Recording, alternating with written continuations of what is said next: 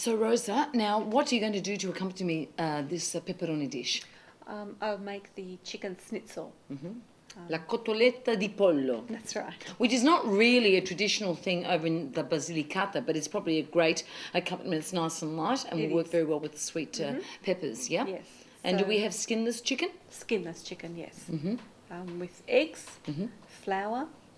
You can add breadcrumbs, but I didn't use the breadcrumbs this time. It's a bit light, and I guess you've added the breadcrumbs into the pepperoni anyway. That's right, yes. Well, that's good. Yes, so it was dipped the chicken breast, which had been sliced thinly, into the egg mixture. Yes.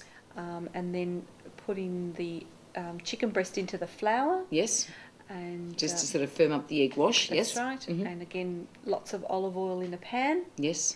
And once that's hot, just put the chicken schnitzel into the pan, and making sure that it's actually very well cooked. And once you turn it over a couple of times, then I drained it onto some absorbent paper. Yes, to drain off the excess oil. Yes.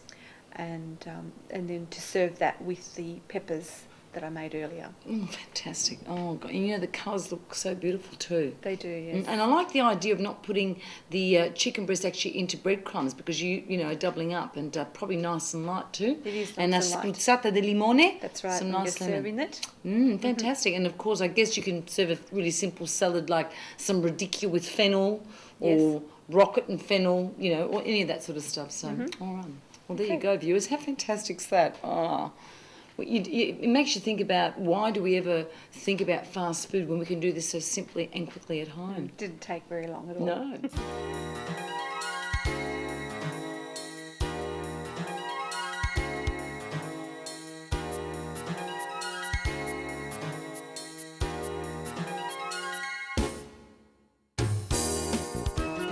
Now, wasn't that fantastic, viewers? Fortunately, Rosa's got a little bit left over for us to taste. And as you can see, the wonderful ravioli, the panzerotti, and of course, the beautiful pepperoni integrame, which is teamed with the cotoletta tonight.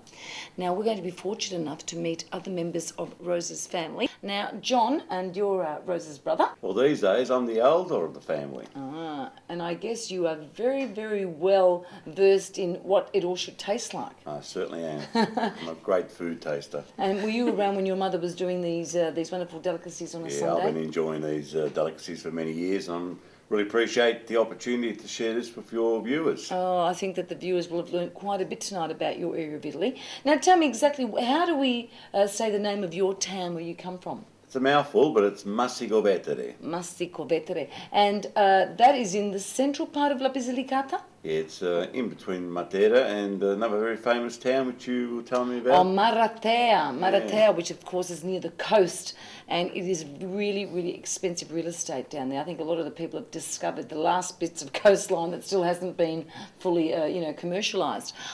Absolutely wonderful. And now Erica, which is your John's wife, and I guess once again you've had the privilege of being part of a family that's been able to understand some of the traditions from the area. I certainly have for quite a few years now, and I must say this looks just like the Sunday lunch that we would have with John's mother. Isn't that wonderful? And let me ask you, have you attempted to make any of these dishes? Well, unfortunately I have to say no.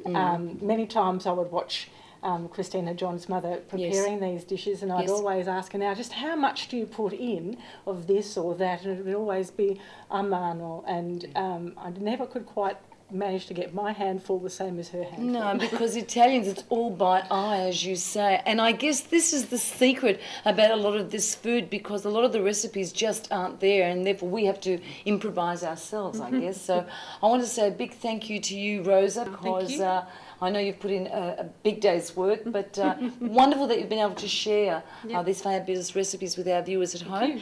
And I'm sure that there's a whole new group of people out there that are going to be saying, Basilicata, where is it? We want to know more about it. Viewers, stay tuned. We're going to enjoy a beautiful glass of this Aianico wine, which of course is the famous wine that comes from your region, and then we're going to tuck into the food. So buonasera, grazie, and stay tuned for another wonderful program. Ciao ciao, grazie, Grazie. prego, cin cin.